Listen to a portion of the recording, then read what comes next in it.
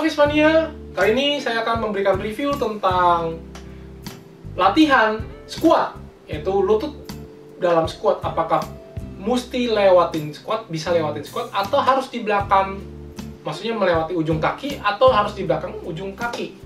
Nah, Jeff Cavalier dari Atau.com ini akan memberikan penjelasannya secara anatomi, ya. Jadi mari kita lihat dampak-dampak dari masing-masing latihan yang ada 3 jenis latihan squat di dalam video ini yang akan diulas oleh Jeff Cavalier. Ini adalah sisi squat dan squat yang lututnya melewati ujung kaki dan squat yang di belakang ujung kaki.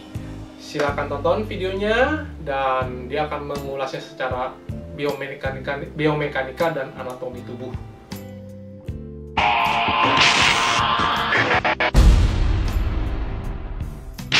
What's up guys, Jeff Cavalier, Athletenext.com. So today we're going to talk about whether or not, once and for all, your knees should be going past your toes when you squat. We've heard all kinds of advice here. What is the right advice? So let me demonstrate a couple scenarios here. First of all, we know knees over toes can look a few different ways. Number one, it can look like this. Okay, we're not talking about that.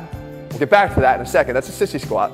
You guys should know how I feel about that. The next version would be something that looks like this, where your knees are clearly past the toes here. And then the last version is one where the knees aren't allowed to go past the toes. I sit back more and I'm in this position here. Okay, now, which one is right? Actually, only one of them is really right. The first one we know is not. The second one is the one where we're often told not to do. And the third one is the one that we're actually told to do.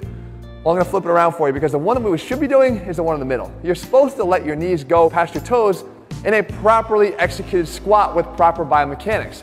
Here's why. Let me pull out this band here for a second. And I'm going to bring in Jesse for a minute. Oh, sick. Does that mean I get another intro? No. We just get your hands in this. No Jesse in this. Hello, this is Jesse's hands. I didn't mean a hand intro. I just said your hands. That's it. Oh. Demo. How about a hand demo? That's all. So let's pretend that this is your knee right here. All right? This is your femur from the top. This is your tibia from the bottom. All right? Now, we put the patellar tendon over the top here. Right? And what we do is if we were to squat with just the knee doing the motion here, right, moving forward like I was doing before, you can see that there's a lot of tension placed here in the middle of this band, right? We don't want that because that's compressing downward on to the kneecap, giving you like that shooting, stabbing pain that you're familiar with if you have any type of discomfort when you squat. If I were to go the other way and I were to just go back and sit back at the hips, once again, I've created a whole hell of a lot of tension here, right here in the middle. But if I'm in this position, right, I've created some backwards motion here to recruit my hips and glutes, which we'll talk about in a second, it's so important. But then I actually allow the tibia to move forward that way. Look where it does. It actually now displaces that force right here at the front of the knuckle, right to the front of the tibia. It flattens out the forces that were being compressed and directed right here to the kneecap.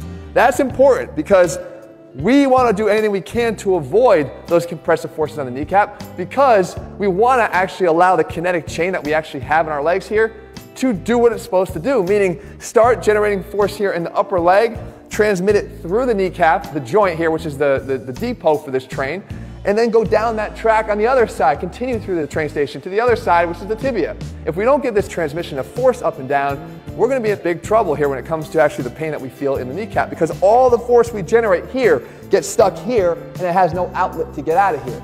So what do we do? Well, I talked about in many videos how important it is to allow the glutes to actually participate because we know that when you get and sit back, you're getting the biggest muscles in your body here to be able to participate in the squat. The extension of the hips by the glutes is going to give us a lot of power out of the hole, especially if you're squatting to the depth you should be.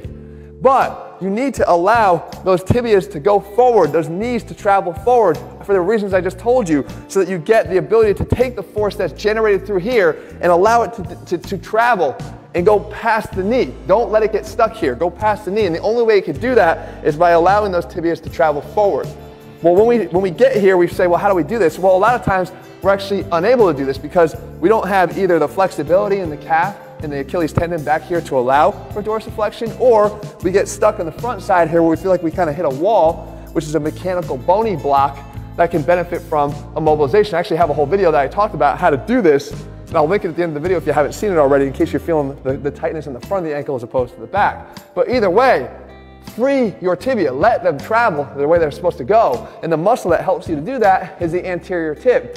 You can see here what it does. It actually creates that dorsiflexion of the ankle. It actually pulls the ankle up when my foot is free to move.